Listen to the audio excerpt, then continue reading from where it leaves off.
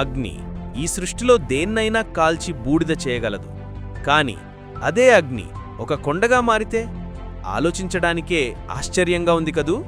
భారతదేశంలో ఎన్నో శివాలయాలున్నాయి, కాని దేవుడే స్వయంగా ఒక కొండ రూపంలో వెలిసిన ఏకైక క్షేత్రం అరుణాచలం.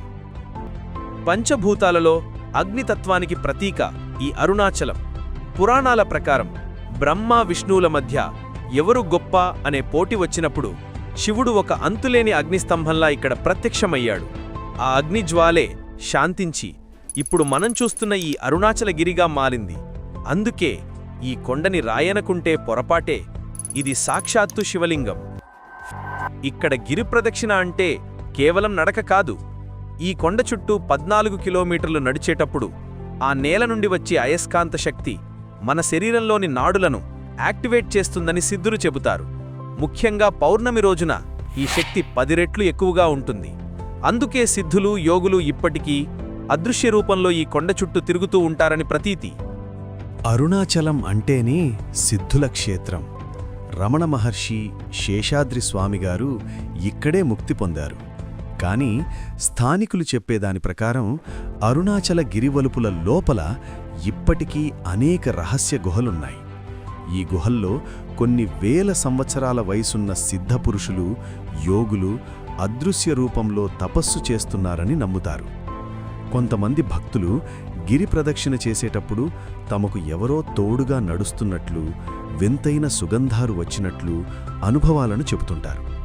రమణ మహర్షి కూడా ఈ కొండలోపల ఒక పెద్ద నగరం ఉందని, అక్కడ సిద్ధులు నివసిస్తున్నారని చెప్పిన సందర్భాలు ఉన్నాయి. సైన్స్ కూడా ఆశ్చర్యపోయే విషయం. మనం హిమాలయాలను ప్రపంచంలోనే ఎత్తైన పురాతన పర్వతాలనుకుంటాం. కానీ భూగర్భ శాస్త్రవేత్తల, జియాలజిస్టుల పరిశోధనల ప్రకారం హిమాలయాలు ఏర్పడక ముందే అరుణాచల పర్వతం ఉందట. హిమాలయాలు సెడిమెంటరీ రాక్స్ ద్వారా ఏర్పడితే, అరుణాచలం భూమి లోపలి అగ్నిపర్వతాల లావా ద్వారా ఏర్పడిన ఇగ్నియస్ రాక్. అందుకేనేమో పురాణాల్లో కూడా ఈ కొండను అగ్నిలింగం అని పిలుస్తారు. కృతయుగంలో అగ్నిస్తంభంగా, త్రేతాయుగంలో మాణిక్యంగా, ద్వాపరయుగంలో బంగారు కొండగా, ఇప్పుడు కలియుగంలో రాతి కొండగా ఇది మారిందని పురాణాలు చెబుతున్నాయి. ప్రతి సంవత్సరం కార్తీక మాసంలో వెలిగించే మహాదీపం ఒక అద్భుతం. ఈ దీపాన్ని వెలిగించడానికి దాదాపు 3500 కిలోల నెయ్యి, 1000 మీటర్ల గుడ్డను ఉపయోగిస్తారు. ఈ జ్యోతి దాదాపు 11 రోజుల పాటు ఆరిపోకుండా వెలుగుతూనే ఉంటుంది. ఈ జ్యోతిని దర్శించుకుంటే శివుడ్ని జ్యోతిర్లింగ రూపంలో సాక్షాత్తు దర్శించుకున్నట్లే అని భక్తుల నమ్మకం. బ్రహ్మ, విష్ణువులకు తన ఆది అంతం చూపించడానికి శివుడు అగ్నిస్తంభంగా ఆవిర్భవించిన ప్రదేశం ఇదేనని పురాణాలు ఘోషిస్తున్నాయి. ఇక ఆలయం విషయానికి వస్తే, ఇది ప్రపంచంలోని అతిపెద్ద శివాలయాల్లో ఒకటి.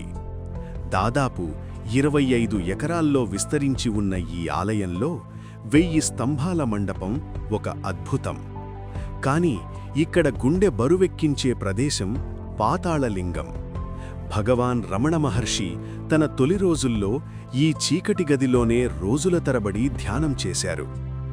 ఆయన ధ్యానంలో ఎంతలా లీనమయ్యానంటే, చీమలు, పురుగులు ఆయన తొడల మాంసాన్ని తింటున్నా కూడా ఆయనకు స్పృహ ఉండేది కాదు.